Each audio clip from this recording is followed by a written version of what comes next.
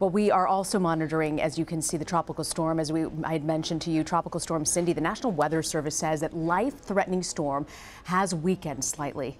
17 million people we're talking about across the Gulf Coast could be affected. There's heavy rains, flash flooding, and winds. Winds could reach up to 60 miles per hour. Earlier, the Louisiana governor declared a state of emergency, saying, quote, state and local officials are working around the clock to monitor and respond to dangerous situations as they develop. In the meantime, please do all you can, is what the governor writes, to prepare for the worst while praying for the best. Our Don Champion is following the storm. He joins us now from Biloxi, Mississippi. Don, can you describe for us the conditions that you're seeing right now? We can see the wind whipping behind you over there in the seas.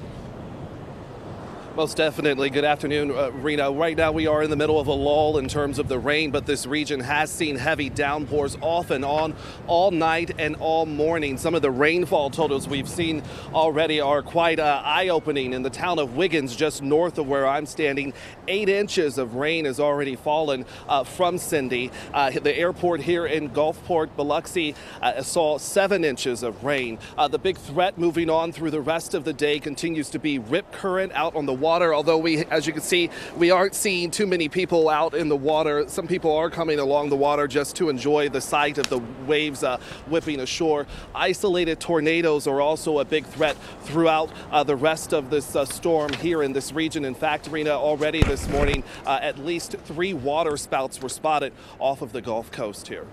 And what's the big concern right now? We know the governor of Louisiana has declared a state of emergency, but what are they most worried about at this moment? Yeah, with this storm, flash flooding, it could definitely become life-threatening. And you heard in the press conference earlier with the governor urging people to, if they see flash flooding or any high water, to just turn around. Really, it only takes about a foot of standing water to float a vehicle. So that's the big threat. Another 5 to 8 inches of rain is possible along this part of the coast here. So flash flooding, definitely the biggest threat from Tropical Storm Cindy. And again, those isolated tornadoes as well.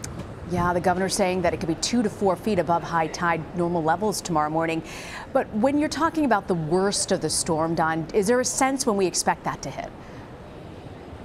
Yeah, certainly we will continue to see those heavy downpours throughout the rest of today and into tomorrow. Cindy is expected to make landfall somewhere near the Texas-Louisiana border tomorrow. And then the rain threat moves a little further north into places like Little Rock, Nashville, and Memphis. People there could see up to 5 inches of rain from this storm as well. All right, Don, and one more question before I let you go. The National Weather Service is now saying the storm is weakening, but it looks like it's heading further west. At this point, are people taking this threat seriously? Certainly, people here along this coast have a certain respect for Mother Nature. They've been through plenty of hurricanes, and certainly they've been through stronger storms than Cindy, but certainly people are paying attention to this storm. We spoke to one man who made a good point this morning. He said, in his lifetime, storms like Cindy have stalled over the warm Gulf waters and have quickly become monsters. So people are watching this storm and are mindful of it, but they have been through far worse. Yeah, you're certainly right, Don, about them. They have certainly been through far worse. Don Champion in Biloxi, Mississippi. Thank you, Don.